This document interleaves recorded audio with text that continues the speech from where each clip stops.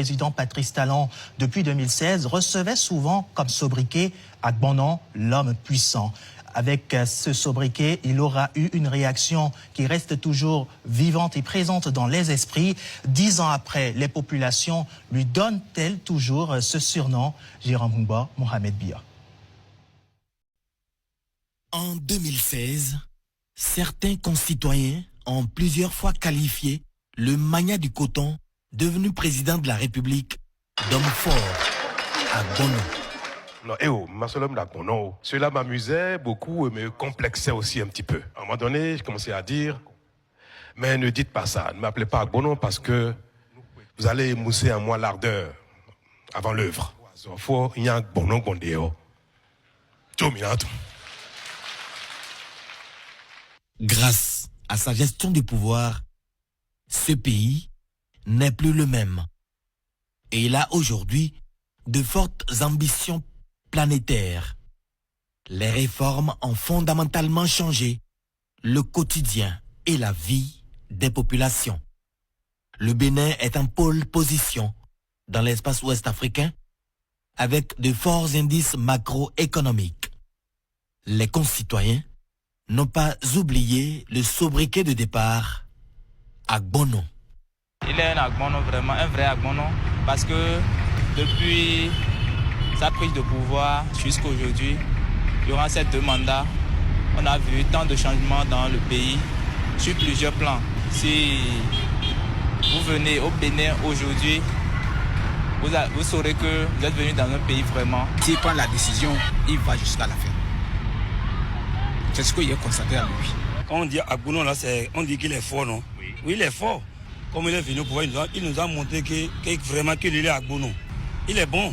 Les infrastructures qu'il nous a fait au Bénin, là, quand il prend la voie de Djougou, Ouassa, Kérou, etc., tous les infrastructures qu'il a fait au Bénin, c'est vraiment extraordinaire. Avec tous les infrastructures qu'il a fait, qu'il a réalisées, ça montre vraiment qu'il est Agbonon. Et surtout, si tu veux faire n'importe quel papier maintenant, c'est facilement, tu peux faire tout en ligne. Il est vraiment Agbonon. Moi, je pense que c'est une question de mentalité. C'est un monsieur qui est vraiment posé. Il est le lieu vraiment du peuple et Dieu l'a guidé à travers son intelligence. Il a su combler le vide de tous les Béninois à travers sa sagesse, son intelligence et sa fiabilité a réussi son mandat. Je l'apprécie et je l'admire beaucoup. Que Dieu lui donne longue vie. Après un tel bilan pharaonique et élogieux, des horizons plus rayonnants et honorables pourraient bientôt accueillir Agbonon, le président Patrice Athanase Guillaume Talon. Et pendant 10 ans, le président Patrice Talon s'est attelé à la modernisation et au développement du Bénin. Dans toutes les villes du pays, il laisse des traces dans différents domaines. Tenez, à Cotonou, la grande métropole, les exemples sont nombreux, des infrastructures routières aux monuments. Voici une promenade à travers la ville que nous offre Ghislain Bouguet. La ville de Cotonou est entrée dans une nouvelle ère avec des travaux de modernisation et d'assainissement du cadre de vie. Entre autres, l'asphaltage avec ses 2 phases, la construction de la cité ministérielle, les travaux entrant dans le cadre de l'assainissement du Grand Nokoué, le PAPC, le projet d'assainissement pluvial de Cotonou, a réglé les problèmes liés à l'inondation récurrente et cyclique de Cotonou. On nous avait parlé de la construction d'un collecteur pour le drainage des eaux pluviales. À notre grande surprise, cet ouvrage a été construit et accompagné de pavage. C'est un chef-d'œuvre. La pluie qui est tombée la fois passée a fait que j'ai vu qu'ils ont fait beaucoup de travaux. En 2 heures du temps, il n'y a plus de radiation. Tout est dans la lagune et c'est bon. Les 2 phases de l'asphaltage ont sorti les quartiers de l'insalubrité et ont donné aux rues de la métropole une image digne d'une grande ville. Tous les copains qui sont originaires des pays limitrophes, qui viennent aujourd'hui à Cotonou, nous félicitent. Et on est fiers aujourd'hui de dire qu'on est béninois. Pour la simple raison, le cadre de vie du Bénin a énormément changé. Est-ce que c'est de l'asphaltage que nous allons parler? Est-ce que c'est la construction des nouveaux marchés que nous allons parler? Des écoles, des hôpitaux? Nous avons l'habitude, dans ce pays, de regretter ce sur qui nous avons tiré.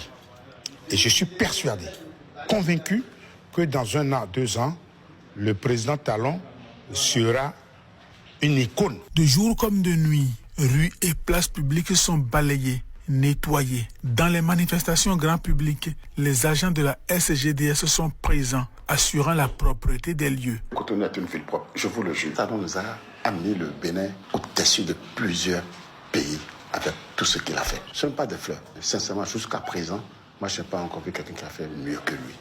Si on en le dira. La cité ministérielle, symbole d'une administration moderne et intégrée, est désormais le cœur battant de l'administration ministérielle. Un joyau concentré de beauté et de modernité, avec ses étangs artificiels et sa verdure. Avant, on se promenait de gauche à droite pour aller dans ce ministère. On te dit que ce ministère est à Kpakpa. Tu cours pour aller à Kpakpa. On te dit bon, que ce ministère est à Kokotomé. Mais je vois que quand tu arrives ici, ça nous a diminué les courses. Quand tu vas dans ce ministère, on dit bon, tel ministère qui va signer encore, c'est à côté. C'est-à-dire qu'il faut marcher pour aller. Ça réduit les dépenses pour la population. Et les places publiques. La plus emblématique est l'esplanade de l'Amazone, où la guerrière se dresse, majestueuse et féroce, source d'inspiration des femmes modernes. C'est waouh, c'est joli. Oui, très très joli même. Quand j'ai vu ça, ça m'a dit que les femmes aussi sont capables de faire ce que les hommes font aussi, quoi. Celui qui a imaginé, qui a fait ceci, je le félicite vraiment parce que il n'a pas pensé à lui seul, il a pensé à nous tous. Quand moi je regarde tout ceci, moi je suis très fière de mon pays, très fière d'être béninoise et je suis fière de le dire à haute voix. Une ville qui s'assainit, se modernise et s'embellit. Vision d'une personne mise en œuvre avec foi et détermination, ordre et méthode pour le bien-être et le bonheur de tous.